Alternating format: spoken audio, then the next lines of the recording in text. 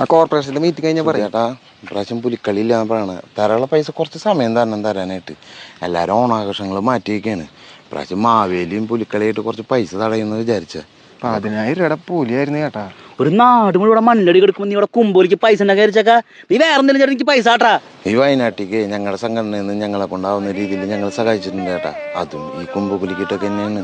പിന്നെ ഈ ആഘോഷങ്ങൾ മാറ്റിച്ചുകൊണ്ട് ഞങ്ങൾ കുറെ പേര് പട്ടിണിയാവുന്നല്ലാണ്ട് ഈ വയനാടുള്ളവർക്ക് എന്നിട്ട് ഗുണം. ഈ ഗവൺമെന്റ് എങ്ങനെ പൈസ ഉണ്ടാക്കാൻ നോക്കണ്ടേ? ടൂറിസം ഡെവലപ്പ് ചെയ്യണം. ഈ വിദേശികളും പുറത്തുനിന്നുള്ള ആൾക്കാർ നമ്മുടെ നാട്ടിലേക്ക് എത്തണം. അപ്പോഴാണ് ഇവിടുത്തെ സെക്ടറുകൾക്ക് പൈസ ഉണ്ടാക്കാൻ പറ്റുള്ളൂ. ഈ ഹോട്ടൽ, ഓട്ടോറിക്ഷ, റെയിൽവേ, പിന്നെന്താ ലോഡ്ജ്, ഇവർക്കൊക്കെ രക്ഷപ്പെടണമെങ്കിൽ ഇങ്ങനത്തെ ആൾക്കാർ വരണ്ടേ? എല്ലാവരും ദുഃഖാചരിക്കുന്നുണ്ട്, അപ്പൊ നമ്മൾ ആചരിക്കേണ്ടി വരും. ചേട്ടൻ ഇന്നലെ ദേവദൂത് സിനിമയ്ക്ക് വേണ്ടായിരുന്നില്ലേ? അപ്പൊ ദുഃഖല്ലേ? അത് കഴിഞ്ഞിട്ട് കുഴിമന്തി അൽഫാം എന്താ കഴിക്കണ്ടായിരുന്നല്ലോ. അപ്പൊ ഈ കുഴിയിലുള്ളവരൊന്നും ആലോചിച്ചില്ല. കഴിഞ്ഞല്ല എല്ലാവരും ഓണാഘോഷിക്കുമ്പോഴേ ഞാൻ ആക്സിഡന്റ് പറ്റി കിടക്കായിരുന്നു. അന്ന് എൻ്റെ ഇത്തിരി പ്രോബ്ലം വന്ന പിള്ളേർ വരെ പട്ടിണിയായിരുന്നു. ചേട്ടാ, ലോകത്തിലെ എല്ലാവരും വിഷമം മാറി നമ്മൾ ആഘോഷിക്കാന്ന് വെച്ച് കഴിഞ്ഞാൽ പറ്റണ കാര്യമില്ല. നമുക്ക് പറ്റണ പോലെ സഹായിക്കുക. ഇപ്പൊ ചേട്ടന് കിട്ടാനുള്ള പൈസ കിട്ടാണ്ടായപ്പോ ചേട്ടന് വിഷമായില്ലേ? എല്ലാവർക്കും അവനവരുടെ കാര്യം തന്നെ വലുത്. ചേട്ടന് തരാനുള്ള പൈസ ഞാൻ പറഞ്ഞിട്ടുണ്ടെങ്കിലും തരാട്ടാ. സ്കൂളിലത്തെ ഓണാഘോഷ പരിപാടി നിർത്തിയിട്ടാ.